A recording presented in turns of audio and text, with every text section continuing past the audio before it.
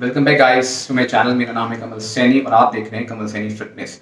बहुत दिनों से मैंने कोई वीडियो नहीं बनाया था, ऐसा कोई इशू नहीं है, बट स्टिल मेरे पास टाइम नहीं था, तो इसलिए मैं वीडियो नहीं बना पाया था। बट आज मैं एक बहुत ही अच्छा टॉपिक लेके आया हूँ आप लोगों के लिए। ये टॉपिक अगर आप इस वीडियो को देखेंगे तो आप में से कई लोगों को बहुत अच्छी हेल्प मिलने वाली है, बहुत अच्छी इन्फॉर्मेशन मिलने वाली है, जो आपको कहीं भी किसी ट्रेनर से, कहीं भी आपको बुक्स में भी ईजिली नहीं मिल पाएगा। और उस टॉपिक का नाम है how to break the weight loss plateau. Weight loss plateau को कैसे ब्रेक करें। अब जब आप लोग फैट लॉस कर रहे होते हैं तो हर किसी की लाइफ में, हर किसी की जर्नी में एक पॉइंट ऐसा आता है, एक बार आता है या कई बार भी आ सकता है। और कुछ लोग होते हैं, रेयर होते हैं, जिनके साथ ऐसा कभी नहीं होता।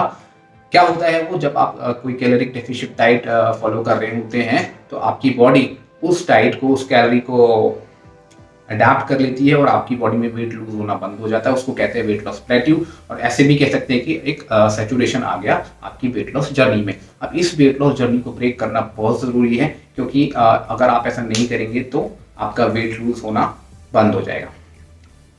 तो गाइज, इस वीडियो को स्टार्ट करने से पहले प्लीज़ मेरे चैनल को सब्सक्राइब कर दीजिए और बेल आइकन पे क्लिक कर दीजिए, ताकि कोई भी वीडियो मैं बनाता हूँ तो उसका नोटिफिकेशन आप तक पहुँच जाए। तो गाइज स्टार्ट करते हैं। मैं बहुत क्विकली आपको हर चीज़ के बारे में बताऊंगा। वीडियो ज़्यादा लंबी नहीं होगी, छोटी ही होगी। वीडियो को स्किप ना करें अगर आपको ये सारी इन्फॉर्मेशन डिटेल में चाहिए। तो गाइज सबसे पहला पॉइंट होता है कि आप अगर कैलोरिक डेफिशिएंट में हैं, मतलब आप कैलोरीज कम खा रहे हैं अपने TDEE से, बट स्टिल आपका वेट लूज नहीं हो रहा है, तो बहुत ज़्यादा चांसेस हैं कि आपने जो कैलोरीज आप इनटेक कर रहे हैं उसमें कुछ गड़बड़ है, या तो आप ज़्यादा खा रहे हैं। क्योंकि देखिए, आपको अपने कैलोरिक इनटेक को क्वांटिफाई करना बहुत ज़रूरी है। क्वांटिफाई मतलब जो भी आप खा रहे हैं वो मेजर करना बहुत ज़रूरी है। अप्रॉक्सीमेट आप नहीं करेंगे कि एक रोटी खा रहा हूँ तो इतना हो जाएगा, आइडिया नहीं लगाना है। रोटी छोटी भी होती है, बड़ी भी होती है। एग्जैक्ट कितने ग्राम्स का आपने फ्लोर यूज़ किया है उसमें, और जितने भी मैक्रोज हैं वो एग्जैक्ट न्यूट्रिशन को जो है आपको ट्रैक करना होता है, तब आपको पता चलता है। अगर आप ये टेस्ट उसमें अप्लाई करेंगे तो आपको पता चल जाएगा कि हाँ, आपकी कैलोरिक जो आप ले रहे थे उसमें प्रॉब्लम है। तो इसको देखिए, और आपकी अगर प्रॉब्लम कैलोरीज के अंदर है, इनटेक के अंदर है, तो इस टेस्ट के थ्रू ठीक हो जाएगी। दूसरा पॉइंट आपका आता है कि अगर आप वेट लॉस जर्नी पे हैं तो आप TDEE से कम ही खाते हैं। और लड़कियों के केस में, गर्ल्स के केस में क्या होता है, उनका TDEE बहुत कम होता है। उनका TDEE कम इसलिए होता है क्योंकि मेंस के मुकाबले उनका जो बॉडी होता है, बॉडी स्ट्रक्चर, वो कम एनर्जी डिमांड करता है। तो जनरली लड़कियों का 1500, 1600, मैक्सिमम 2000 होता है एज के हिसाब से, उससे कम उनको खाना होता है। अब अगर आप फैट लॉस कर रहे हैं तो गर्ल्स का जो TD डेफिशिएट होता है, तो उनको कम से कम 1400-1500 कैलोरीज खानी होती है। अब मान लो पहले से ही वो 1200-1300 कैलोरी खा रही हैं लेडीज, और स्टिल उनका वेट लूज होना बंद हो गया। अब पॉइंट ये नहीं है कि आप उनका और जो है कैलोरी और कम कर दीजिए, कैलोरीज और कम कर दीजिए। ऐसा करना सेहत के लिए अच्छा नहीं है, हेल्थ के लिए अच्छा नहीं है, क्योंकि बॉडी को आप स्टार्व मोड में नहीं कर सकते। आपको बॉडी को कैलोरीज देनी है। तो अगर आप ऑलरेडी डेफिशिएंट में हैं, आपका कैलोरिक इनटेक भी ठीक आपने मेजर किया हुआ, बट फिर भी आपका जो है वेट लॉस नहीं हो रहा, तो चांसेस हैं कि आपकी बॉडी ने अडेप्ट कर लिया उस एनर्जी को। मतलब जितनी कैलोरीज आप खा रहे हैं, हमारी बॉडी ना एफिशिएंट हो जाती है, मतलब कम एनर्जी में भी उतना ही काम करती है जो पहले ज़्यादा एनर्जी में करती थी। तो ये पॉइंट है कि आप 1-2 हफ्ते के लिए, 2-3 हफ्ते के लिए ब्रेक लीजिए अपनी डाइट से। दोबारा से अपना मेंटेनेंस कैलोरी यानी TDEE पे कंज्यूम कीजिए। आपका मेटाबॉलिज्म दोबारा से वहीं पहुंच जाएगा और आप दोबारा से नॉर्मली वही कैलोरी डेफिशिएंट स्टार्ट कीजिए। आपका वेट लॉस होना स्टार्ट हो जाएगा। तीसरा सबसे इंपॉर्टेंट पॉइंट है नीड।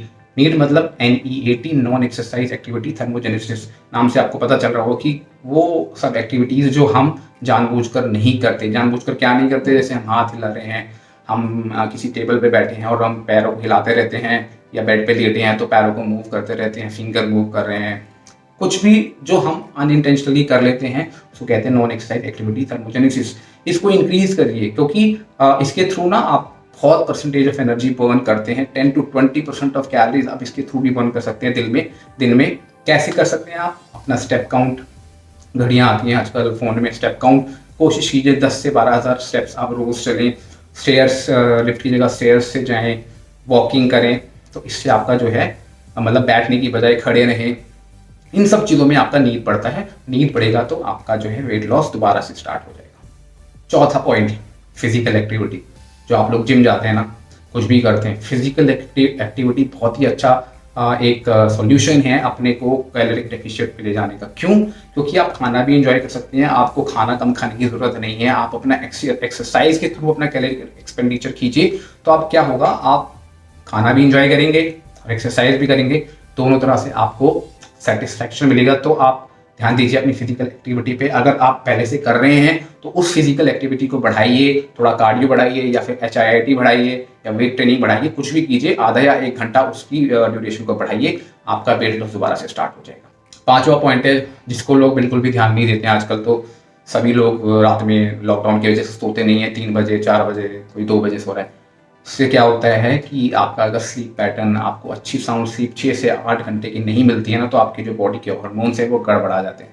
अगर हार्मोन्स गड़बड़ा गए ना, तो उसका मेटाबॉलिज्म के ऊपर बहुत ही बुरा असर पड़ता है। आपका जो है मेटाबॉलिज्म स्लो डाउन हो जाता है और आप की जो बॉडी होती है ना, उस स्लो एनर्जी, मतलब उस स्लो मेटाबॉलिज्म की वजह से आपकी जो एनर्जी बॉडी यूज़ करती है वो बहुत कम यूज़ करती है, जिसकी वजह से आपका वेट लॉस होना बंद हो जाता है। इनफैक्ट आपका वेट बढ़ने लग जाएगा उतनी ही कैलोरीज के ऊपर। छठा पॉइंट है पानी पीना। पानी आपको सबको पता है कि कितना इंपॉर्टेंट है हमारे लिए। 60% of our body is made up of water. तो होता क्या है, अगर आप पानी नहीं पिएंगे तो आपकी बॉडी को पानी चाहिए, तो वो यूरिन के थ्रू पानी को नहीं निकालेगी और अपनी बॉडी के अंदर ही स्टोर करके रखेगी उसको, और आपकी बॉडी से टॉक्सिन्स भी नहीं निकलेंगे अगर आप ज़्यादा पानी नहीं पीते हैं। तो सबसे अच्छी चीज़ है एक तो अपनी नींद, दूसरा आप अपना जो ये हाइड्रेशन लेवल है दिन में बहुत अच्छा रखें। कैसे चेक करेंगे कि आपका हाइड्रेशन अच्छा है? आप अपने यूरिन के कलर को चेक करिए, अगर वो वाइटिश येलो होता है या वाइट होता है तो इट मीन्स आपका हाइड्रेशन लेवल ठीक है। मॉर्निंग में आपका जो यूरिन कलर होता है वो सभी को येलोइश होता है, बिकॉज ऑफ जो रात भर आपके जो भी टॉक्सिन्स बने थे वो यूरिन के थ्रू आपके किडनीज के थ्रू होके आपके पास होते हैं, इसलिए वो येलो होता है। लेकिन आफ्टरनून के बाद 12 बजे के बाद दिन के आपको अपनी यूरिन का कलर चेक करना है। अगर वो स्टिल येलोइश या डार्क येलोइश है या ब्राउनिश है तो कोई प्रॉब्लम है आपके हाइड्रेशन लेवल में। आप पानी पीजिए और उस चीज़ को फिक्स कीजिए। 7वां पॉइंट बहुत ही इंपॉर्टेंट है, thermic effect of food, TEF। अब जो आप खाना खाते हैं, कार्ब्स, प्रोटीन्स, फैट, सब के अंदर ना सबका एक TEF होता है। मतलब उसी चीज़ को डाइजेस्ट और एब्जॉर्ब करने के लिए बॉडी को कुछ % ऑफ एनर्जी चाहिए होती है। वो एनर्जी कहाँ से आती है? जो हमने पहले खाना खाया था उससे पहले वो वहाँ से आएगी। फॉर एग्जाम्पल कार्बोहाइड्रेट का जो TEF होता है वो 15% होता है पतले आदमियों के अंदर, मैं मोटों की बात नहीं कर रहा, और फैट का भी 15 होता है। प्रोटीन का होता है 20।